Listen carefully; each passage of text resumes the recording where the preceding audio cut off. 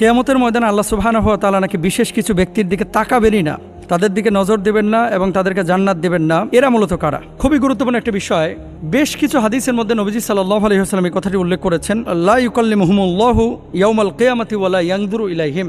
আল্লাহ তাআলা তাদের দিকে তাকাবেন না, আল্লাহ তাআলা তাদের সাথে কথা বলবেন না, তাদের সাথে দেখা করবেন না। এরকম কয় শ্রেণীর মানুষ রয়েছে? এক হাদিসের মধ্যে নবীজি বলছেন 3 শ্রেণীর। তারা কারা?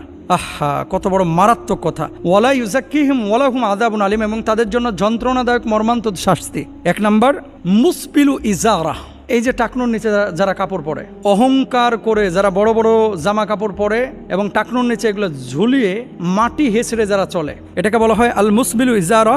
এরা জান্নাতের গন্ধ পাবে না, আল্লাহ এদের দিকে তাকাবেন না, এরা জাহান্নামে যাবে। 2 নাম্বার ওয়াল মান্নান, দান করে যারা খোটা দেয়, উপকার করে। দেখবেন কিছু মানুষ উপকার করার পরে বলবে, দূর বেটা, আমি যদি তোর এই উপকারটা না করতাম তুই দাঁড়াইতে পারতি আজকে। এরকম কিন্তু অনেক কথা এরকম বলে, আমি যদি তোর চাকরিটা না নিয়ে দিতাম বেটা, তুই আজকে ভিক্ষা করে খাইতে। ভাই, আপনি চাকরি দেওয়ার মালিক না, আপনি মূলত তাকে দাঁড় করানোর মালিক না। আপনি তাকে সাহায্য করেছেন, এই সাহায্যটা আপনার মাধ্যমে আল্লাহ তাআলা করাইছেন। এর মানে এই না যে আপনি তারা দাঁড় করাই দিচ্ছেন, আপনি তারা উঠাই দিচ্ছেন, না, এটা সম্ভব না। উঠিয়েছেন কে? উঠিয়েছেন হচ্ছে আল্লাহ সুবহানাহু ওয়া তাআলা। এখন আল্লাহ তাআলা আপনার মাধ্যমে উঠিয়েছেন, এটা হচ্ছে মূল কথা। আল্লাহ তাআলা আপনার মাধ্যমে উঠিয়েছেন। এখন আপনি এই খোটা যদি দেন তাহলে আপনি কোনো প্রতিদান পাবেন না এবং আল্লাহ তাআলা আপনার প্রতি নারাজ হবেন। এজন্য দান করে যারা খোটা দেয়, আল্লাহ এদের দিকে তাকাবেন না, আল্লাহ এদের দিকে নজর দিবেন না। 3 নাম্বার ওয়াল মুনাফিকু সিলাতু বিল হালিফিল কাযিব, মিথ্যা কসম করে ব্যবসা যারা করে, মিথ্যা কসম।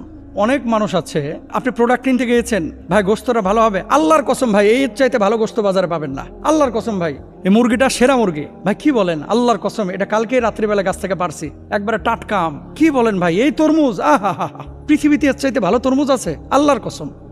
তো কালকে এক দোকানদারকে বললাম, ভালো হবে তো ভাই তরমুজ, 10 কেজি ওজন।